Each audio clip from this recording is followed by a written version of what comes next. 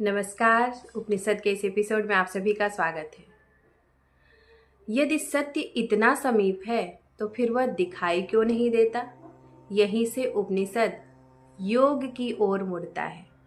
आत्मा और अग्नि का उपमान।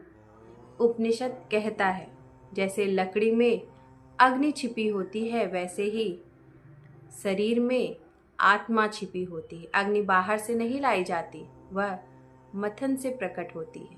संदेश स्पष्ट है, आत्मा कहीं बाहर नहीं, यही है, अभी है, पर अप्रकट है। ओंकार आत्मा को प्रकट करने का साधन। उपनिषद इसके विषय में कहता है शरीर मतलब निचली लकड़ी, ओंकार अर्थात ऊपरी लकड़ी, ध्यान मतलब मथन।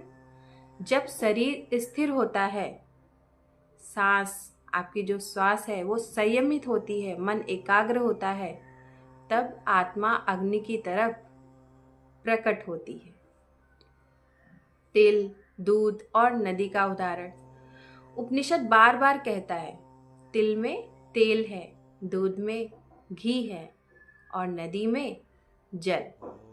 लेकिन जब तक प्रक्रिया ना हो वह प्रकट नहीं होता। इसका मैसेज है कि आत्मा को जानना सूचना नहीं बल्कि परिवर्तन है, चेंजेस है। सूर्य की प्रार्थना क्यों? वहाँ उपनिषद सूर्य की स्तुति करता है। यह सूर्य पूजा नहीं, यह प्रकाश का प्रतीक है। सूर्य यहाँ है इंद्रियों का नियंता, चेतना का प्रेरक और ज्ञान का प्रतीक। इसका अर्थ है जब तक इंद्रिया भीतर ना मुड़े तब तक ब्रह्मा ज्ञान असंभव है। कर्म और बंधन एक सूक्ष्म चेतावनी है। उपनिषद स्पष्ट करता है यदि यज्ञ, यदि साधना, यदि कर्म बिना ज्ञान के किए जाए तो वे बंधन बन जाते हैं। यही कारण है केवल कर्म नहीं, समाधि आवश्यक है। शरीर, श्वास और मन का अनुशासन।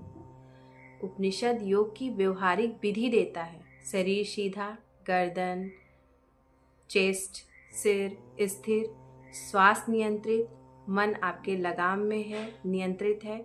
उपनिषद घोड़े का उदाहरण देता है। मन यदि ढीला है तो रथ दुर्घटनाग्रस्त होगा। योग का स्थान और वातावरण कैसा होता है? उपनिषद इसके बारे में अत्यंत वैज्ञानिक रूप से बताता है। योग वहाँ करो जहाँ शोर ना हो, हवा तीव्र ना हो, भूमि समतल हो, मन को शांति मिले।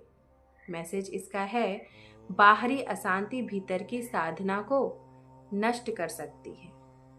साधना के अनुभव, मेडिटेशन के अनुभव भ्रम नहीं, संकेत। उपनिषद बताता है कि मेडिटेशन में पहले जो दृश्य आते हैं, धुआं, प्रकाश, चिंगारी, सूर्य, चंद्र, ये लक्ष्य नहीं, संकेत है।